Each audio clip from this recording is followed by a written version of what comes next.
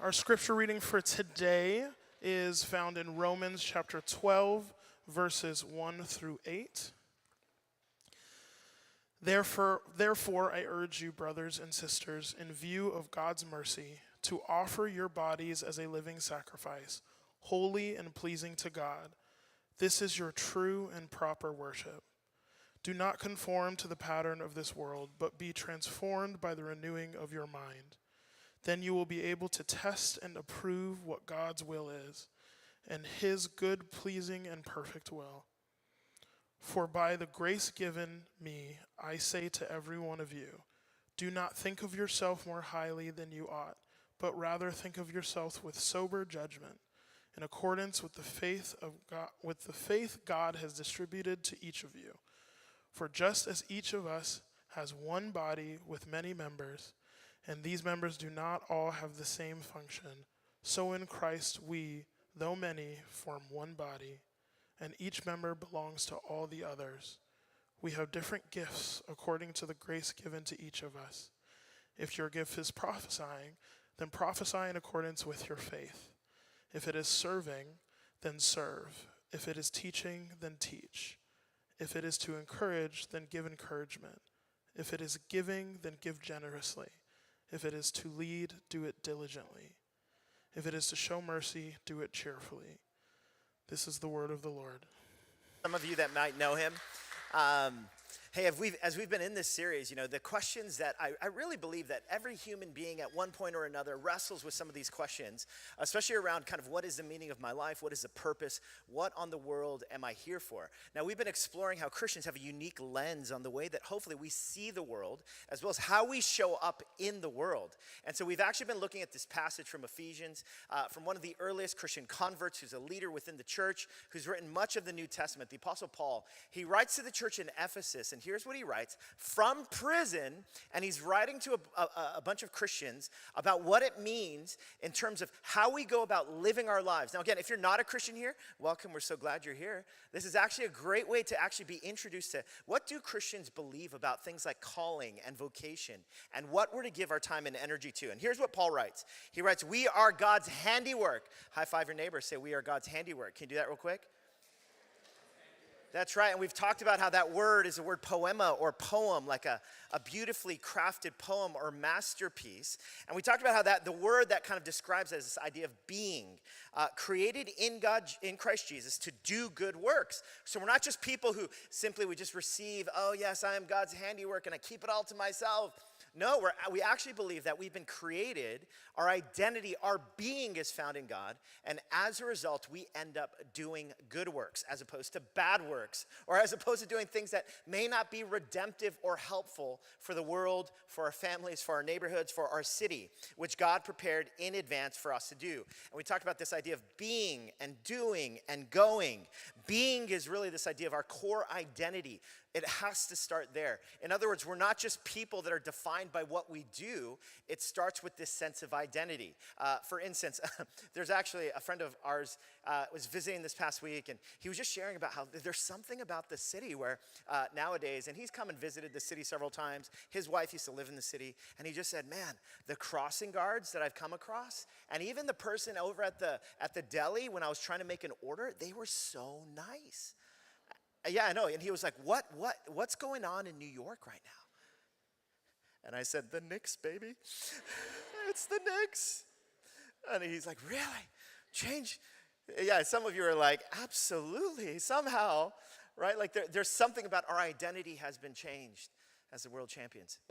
Anyhow, but this idea, right, like so much flows then from kind of who we are. So much of how we behave and show up in the world is often changed by what we've experienced, our own sense of identity and meaning and purpose. And the same idea is being, this idea of core identity and doing our core mission is to do good works. Now, that's the same mission for everyone. So if you're here and maybe you're in between careers, or you're graduating from university or going to grad school, or you're figuring out what life has for you next, or you've been wrestling, maybe you're in this season where you're a stay-at-home parent and you're just wrestling with like, what is my, listen, whatever you're in right now, whatever position you're in, we're all called to do good works.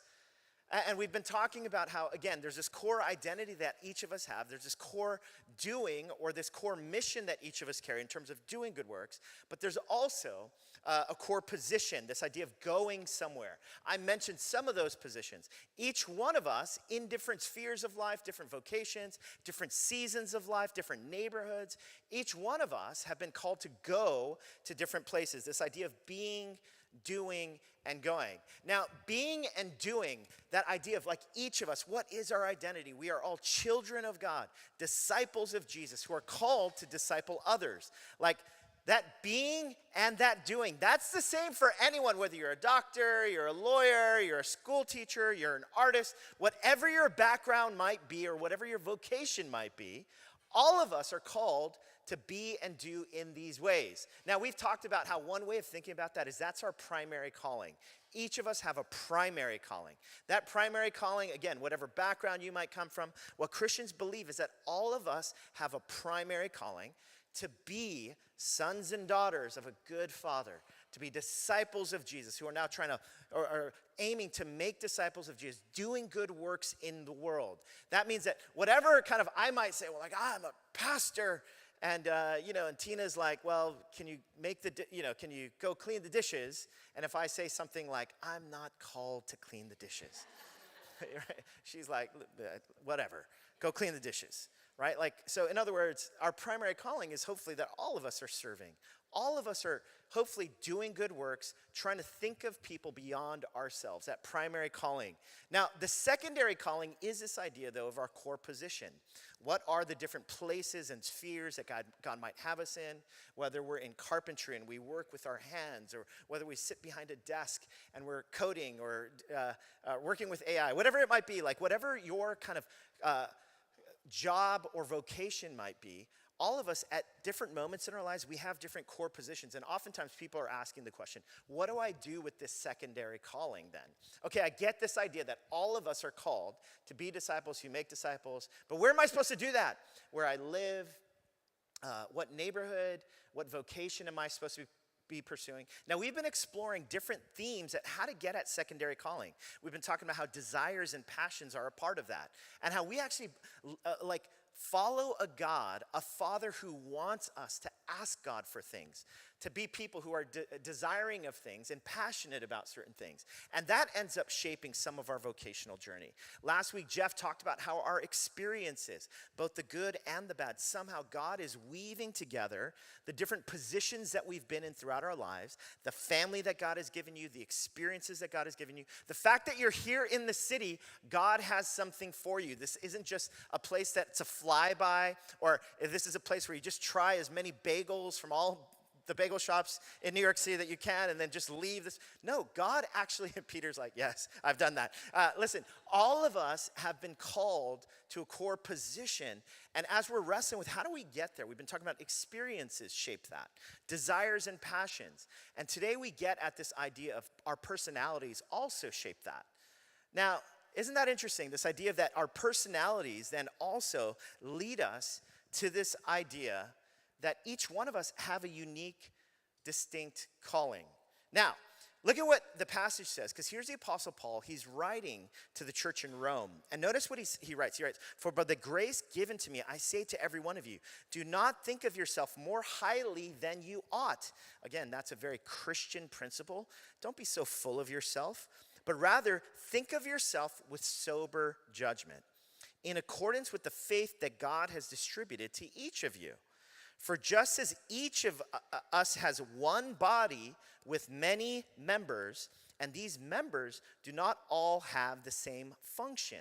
In fact, this metaphor of being the body of Christ, we are one united body, but each one of us is a different member of the body. Paul also uses this metaphor when he writes to the church in Corinth.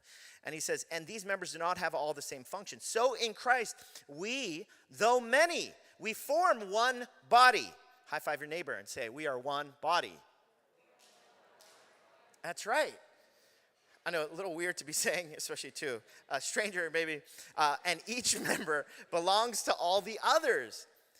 But in the midst of being one body, look at what he writes. He says, we have different gifts according to the grace given to each of us. So do you see there's actually a value here, which is so unique within the Christian message and in the Christian story. And what's unique about this is there's this sense of unity, but also a sense of each one of us, though, has been given different gifts as part of the body. And again, this metaphor is used as one united body, but different parts of that body. Now, why is this different? Because some people might claim this about Christianity. Oh, you guys, you're telling me that we need to all wear the same uniform, that there needs to be uniformity when it comes to Christians and how you guys behave and how you look and what teams you're rooting for when it comes to the World Cup. But this idea, there's a difference between unity and uniformity. Do you see that? Because on one hand, we might think, and some people have thought, that, hey, this is what churches are all about. It's teaching you to have groupthink.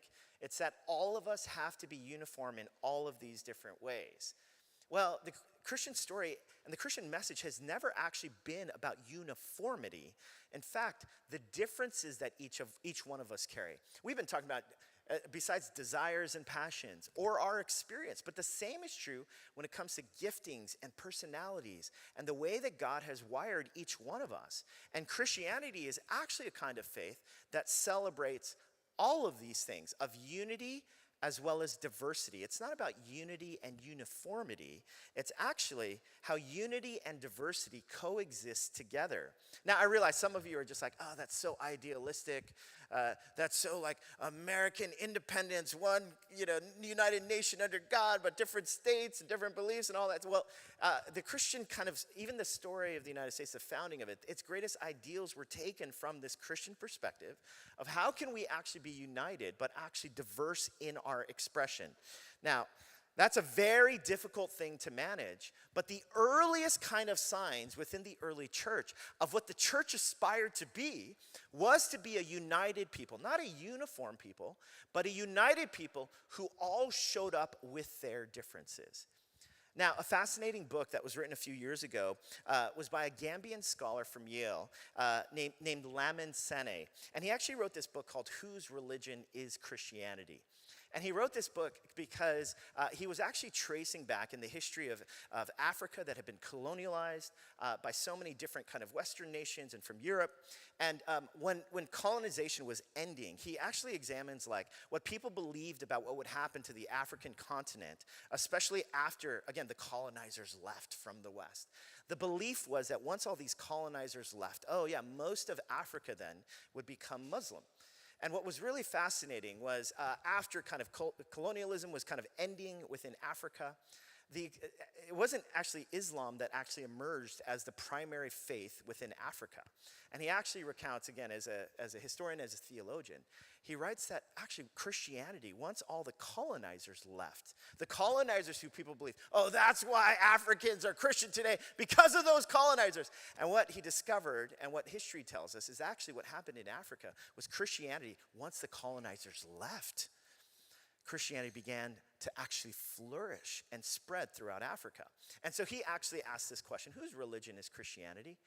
Now, one of the fascinating things that he writes about, again, as he studies these different sociological kind of movements within Africa, is he writes about how there's something about Christianity where the Jesus story, the story of God who takes on flesh, coming as a carpenter, who, not from some noble, high-powered class, but from an oppressed people group, the story of a Jesus who comes, who lives and dies and resurrects from the grave and invites people to actually be a united people in all of their diversity. He writes about how that story is actually an indigenous story that every culture can relate to.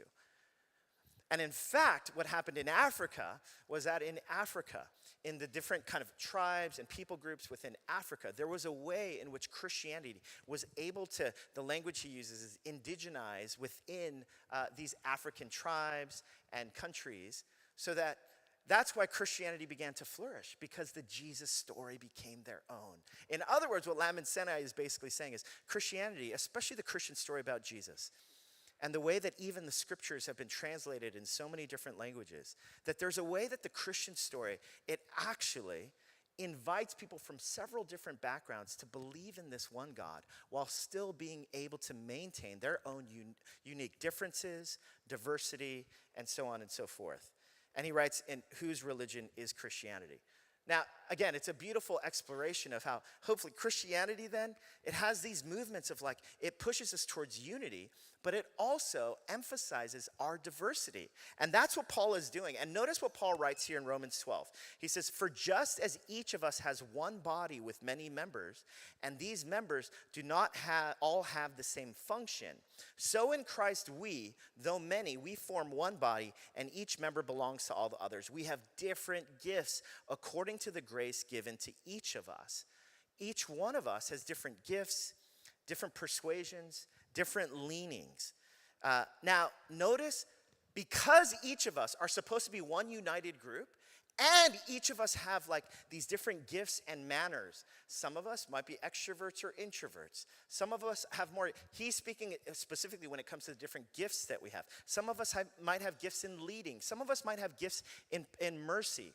Either way, Paul is talking about how each one of us, well, we're not talking about uniformity here. We're talking about each one of us has something unique to contribute to the body. There's unity and there's remarkable diversity. Now, when it comes to diversity, though, look at what Paul writes about how each one of us then should see ourselves. Look at what he writes. Romans 12, he says, for by the grace given to me, I say to every one of you, do not think of yourself more highly than you ought. Again, that's a very central feature about Christianity, right? Don't be so full of yourself. Some of us, we might have certain personalities that we're really happy about and backgrounds that we're really happy about. And some of us, we might have personalities that we're not so happy or proud about. And what Paul is basically saying is he's trying to level set. Each one of us are different, but listen, don't get too high on yourself. Don't think you're superior to anyone. And in the same way, don't think that you're inferior. But notice what he writes. But rather, think of yourself with sober judgment. High five your neighbor and say, think of yourself with sober judgment.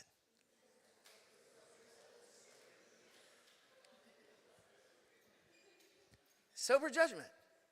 Think of yourself. Another translation says like sound thinking, like an accurate way of seeing yourself. So do you see what he's saying? Don't think of yourself too high and don't think of yourself too low, but do the work of self-examination, of thinking of yourself with sober judgment in accordance with the faith that God has distributed to each one of you. In other words, each one of us then should do the work of self-discovery, do the work of trying to get an accurate read of how God made us, and because of how God made us, what we have to contribute to the world. Now, immediately that begs some questions, right? Because I know that for many of us, like our natural inclination is to point out all of our flaws or the things that we're disappointed by.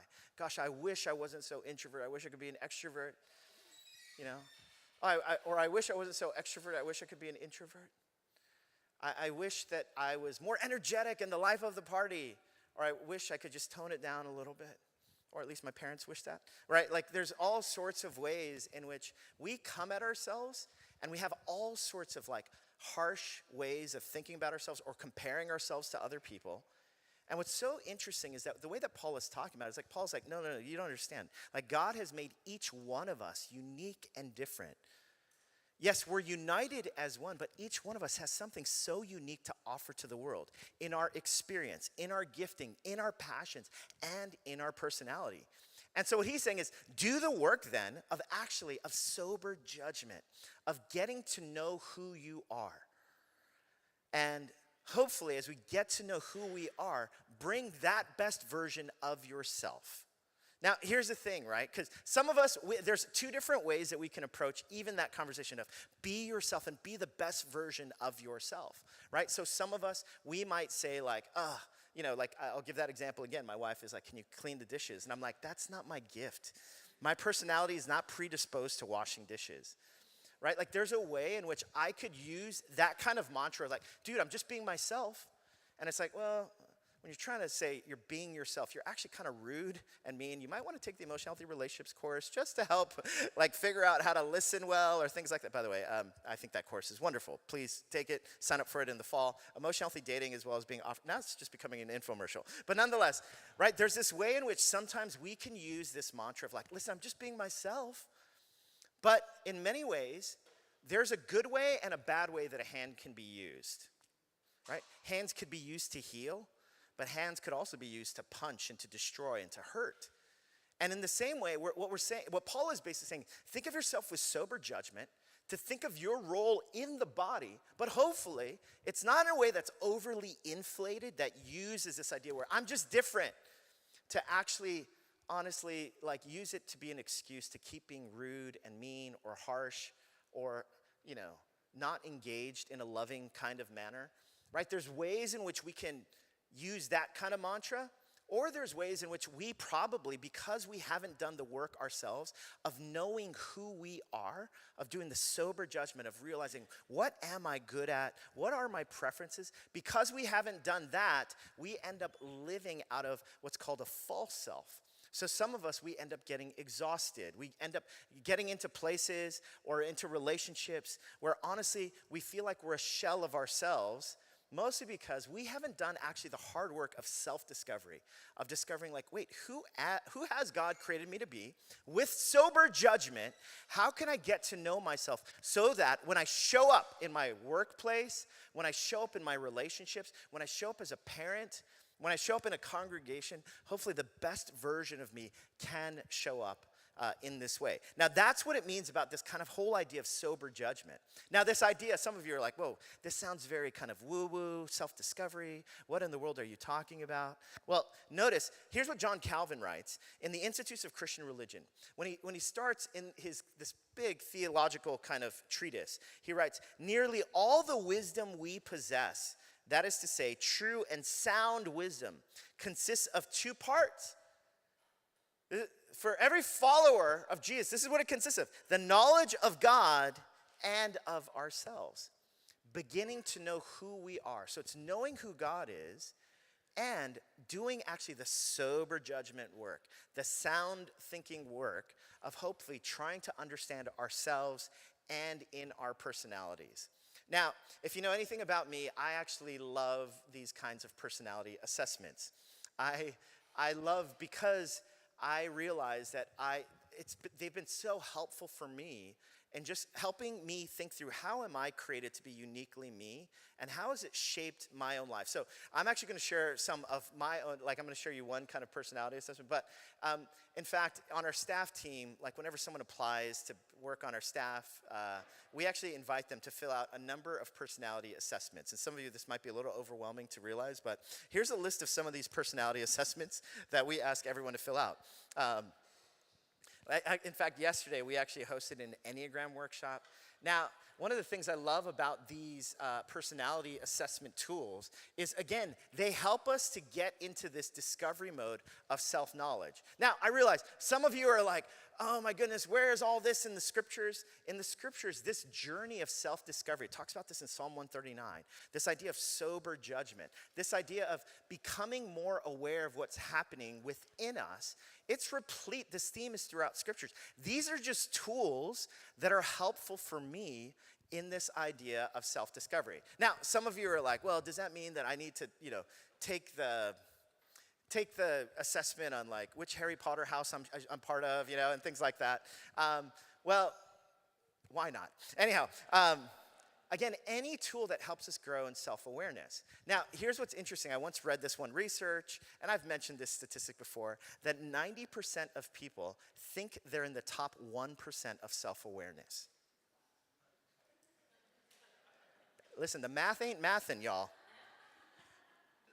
Now, I know what you're thinking. You're thinking I'm in that 1%, right? Isn't that what each of us are thinking, right? These people are crazy. That's a good point, Drew. These people are crazy, but not me, because I'm in that 1%. So listen, the scriptures are constant, and we'll talk about this idea of self-discovery, sober judgment.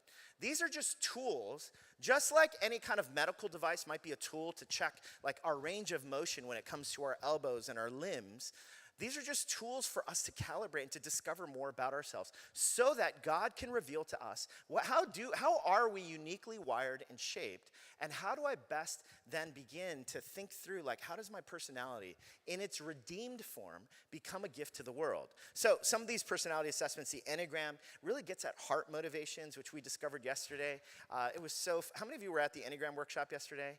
It was fascinating kind of conversations and very helpful for relationships. There's also Myers-Briggs, which gets into like cognition, how we think and kind of our natural wiring when it comes to that. There's something called strength finders. Anyone ever done strength finders before? Yes, where you kind of discover what are your strengths, your talents. There's something called working genius, which our team has done anyone heard of Working Genius by Patrick Lencioni? Yeah, an incredible tool for where are we in a process flow in a project, like whether you're a big picture thinker or whether you're kind of in the weeds. And if you're someone who's in the weeds, then you don't want to be in these brainstorming meetings. Like, why am I here? And why didn't we have a to-do list afterwards? And it gets so frustrating to think through. And meanwhile, people that are big picture, they're like, really? We have to make a to-do list, right? Like there's Working Genius has a different way of thinking about workflow.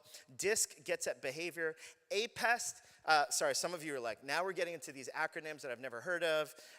DISC and APEST. APEST refers to the book of Ephesians, apostles, prophets, evangelists, shepherds, teachers, calling and inclination. Like these are all different kinds of tools for us to get an assessment of who we are.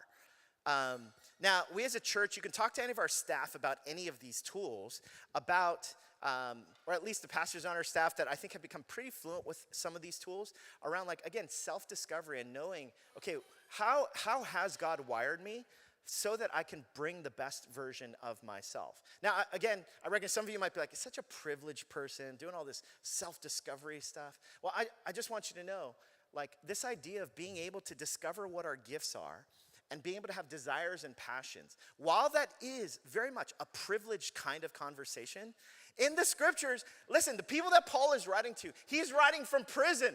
They were an oppressed people group. And still, they were constantly doing the wrestling of what is sound judgment? What is my greatest gift to the body of Christ? What is the way that I can best show up in the world? And the same invitation is true of us. Now, amongst all of these different personality assessments, though, where we're trying to get sober judgment, I wanted to actually introduce you to one that I came across as it relates to our church. And I thought it'd be interesting for you, just as you guys map on like the church that you're part of, or maybe you're new to our church and you're like, oh, that's interesting, this church. Anyhow, here's the book that I came across. It's called Discovering Your Leadership Style by David T. Olson. He actually coaches various pastors and church planters, and he actually talks about how each one of us, we have 3 different things that we tend to bring to a community, especially in a church community. So the 3 different things he talks about is, number 1, he talks about spirituality. Like some of us bring like this leaning towards spirituality. Like you just, like a fervor to pray and to worship, right? So there's spirituality. Then secondly, he talks about chemistry. Those are the people who, like Taylor Fagans, right? Like if Taylor comes to any party, you know it's going to be a great party. Dorcas is the same way, right? Like there's just people, they show up. Sorry, I'm pointing people out now. But anyhow, right? Like they just instant chemistry. It's like, if I could just get them in the room, we're going to have a great time. Now Taylor's going to be like, that's why you keep inviting me to stuff. Anyhow, but chemistry people, right? Like they lean towards like great communal kinds of gatherings. And then there's strategy people, the people who are going to put together business plans and, hey, what's our next step? Let's put together kind of different prognostications around our P&Ls and how our church can grow in these different ways, and what the yearly calendar looks like. They're strategy people, right? So now just even you in our church community, just think about like, how would you rank yourself when it comes to these things? Like, which one do you gravitate towards? Now, here's what's interesting, is in the scriptures, especially the Old Testament, there's actually 3 different functions, leadership functions that were given within the church. And so I have actually mapped those 3 functions onto even this paradigm. And here's what it looks like. Dave Olson doesn't write about this. This is just me reading these things. A spirituality person is kind of like a prophet. Now, what did the prophets in the Old Testament do? The prophets heard from God, and they were spokespeople for God. That's what a prophet was, right? Then chemistry people, like a priest. What was a priest's role? A priest's role was on behalf of the people. They would bring sacrifices to God. They were kind of that intermediary on behalf of the people, representing the people to God. That's like what a priestly kind of role is, like a chemistry person, hopefully, right? Like community and that sort of thing. And then there's a strategy person, There was a king, who was able to lead and build a kingdom. Now, prophet, priest, and king, these are just three different ways, again, three different functions that exist within the Old Testament scriptures that really get at kind of like different functions. Now, again, you can even now just be thinking about yourself. Think about like, what do you first lean into? When you think about your leadership style and what you contribute to our community, like which one are you into? Now, here's my assessment of myself. And this is here's my profile. It's called actually there's different leadership styles that are given to each one of them. So again, you can have a leadership style and how you influence as well. I'd be curious to know whether people can guess what number one is. Well, I'm just going to show you. Wait, what'd you say? Did someone say? Oh, it's up there. There it is. Go ahead and guess. It's chemistry, priest. Like, listen, if you've been around our church for a while, you know, here's what happens, right? I finish preaching, and then I give it to Jeff, and then I walk straight to that back door, and then I stand there waiting for as many people to talk to as possible. Now, it's because I'm a chemistry person. I love connecting and talking to people. And so, like, people make fun of our church sometimes because they're like, well, you guys eat so much pizza. And I'm like, listen, the pizza's just an avenue to just talk to people and give people a reason to stay, like, so that we can talk more. So I like chemistry, like that's I'm a high extrovert, so I just love being with people. So chemistry is number one for me. Number two is strategy. Is like, if anyone's been in a meeting with me, like I constantly like thinking about what's next, what could be possible, where are we going? Those folks who have worked with me on staff knows that I love creating like Google Docs. Like one of my favorite moments is when someone's basically like, we should create a Google sheet for that. And I'm like, I already did. Like there's a part of me that gets really excited about that. So listen, strategy. And then my last one is spirituality. Now, here's the thing. Some of you might be like, dude, aren't you a pastor? Like seriously, spirituality's last? And there's a part of me that honestly there's a part of me that feels a little bit guilty about it. Now, when we've done this with teams, one of the things that we talk about, we actually break people into teams, like which one's your number one? And here's what we discover, that depending on what you are, that's what you want more of. So the people who are chemistry are just like, we just need more. We need to be together more. We should do more meals together. We need to hang out more. That's why there's like 15 rooftop hangouts this summer, everyone. All right, just listen. Like our church is doing a lot of that, right? And meanwhile, the strategy people, they can also be like, this church is so disorganized. Can we just be better about the ways that we're organizing things and that sort of thing? And all you guys want to do is hang out all the time and not get anything done. Right? Like, so if you're a strategy person, that's kind of what you say. Now, the spirituality people, they're just like, these people, Drew, he doesn't pray.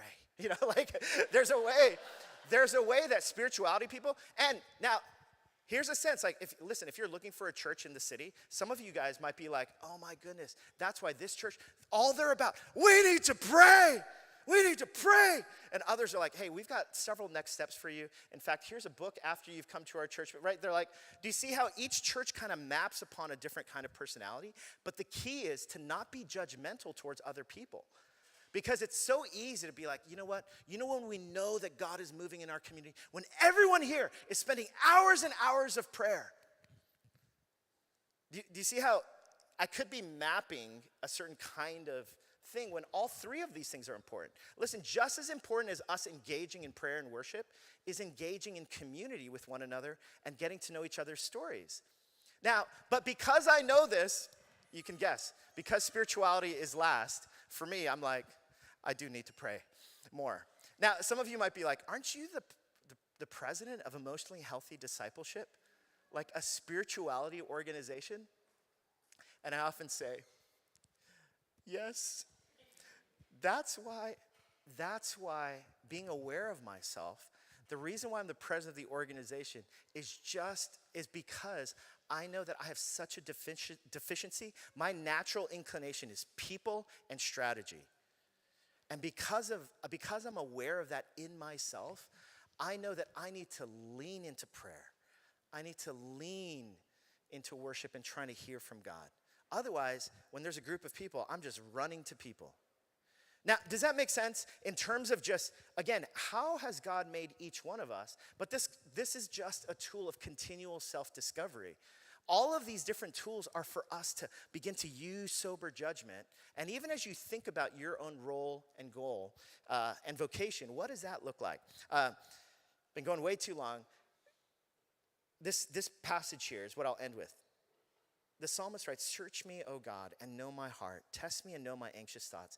See if there's any offensive way in me, and lead me in the everlasting way."